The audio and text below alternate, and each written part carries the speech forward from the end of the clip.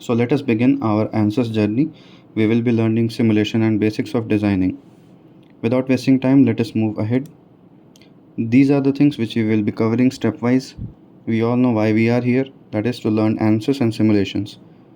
Why ANSYS, why it is necessary, my journey and how it has been impacted by ANSYS, and what you will actually learn throughout this journey will be discussed over here. Now, before getting to know why ANSYS, I would like to tell a very brief introduction about us, who we are. He is Harshit Kulshrestha, former design engineer. He will be taking care about all the designing aspects like CAD designing, surfacing, 3D modeling, etc. He is RO Parth Asthana, that is me, the one who is recording this. I will be taking care about all the aspects regarding ANSYS analysis and simulations.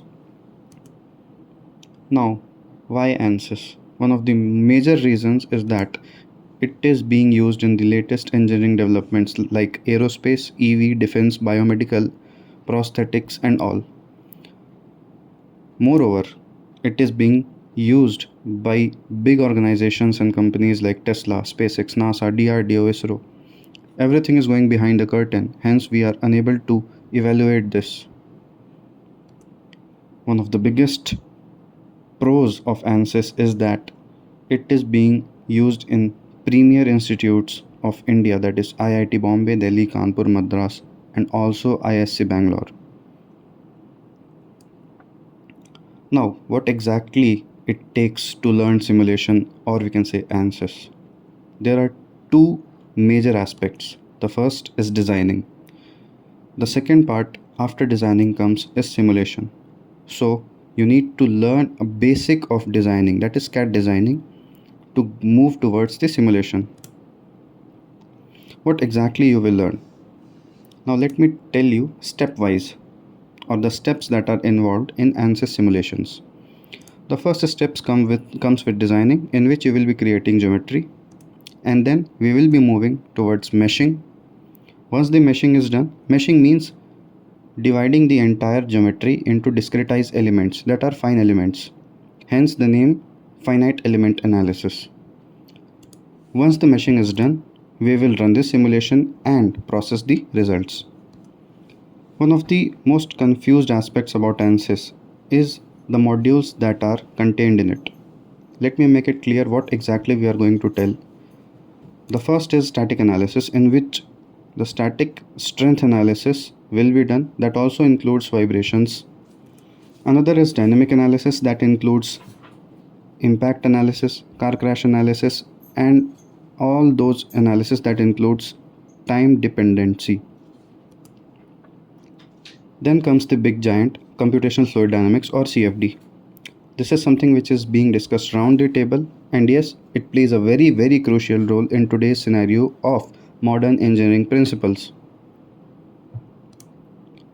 The last but not the least is thermal engineering, in which you will be studying or you will know about how thermal analysis is actually conducted over any given body. This is something which is being used even by electronics engineer and also computer applications engineer as well. Now, a very basic introduction to my journey that I have seen and how ANSYS has shaped my life. In second year, I started basic designing using Fusion 360 and SolidWorks. After that, when I got into third year, I started my internship at DRDO, and the project that I did included ANSYS simulations of specifically of CFD. That helped me to understand ANSYS very well, and hence I was able to file a patent for the university project that I have made. In third year, after third year, in final year, I again applied for internship in cryogenic division, in which MATLAB and ANSYS were used together, and hence finally a breakthrough came when in final year I got multiple job offers, few from aerospace companies, but the biggest was from Hindalco, that is Aditya Birla Group, that offered me a massive package in my department. Summing it up, If you know ANSYS, you are ahead of 90% of engineers. This is something which is being discussed round the corner of every industry that includes engineering. Regarding any query, please comment down. Thank you.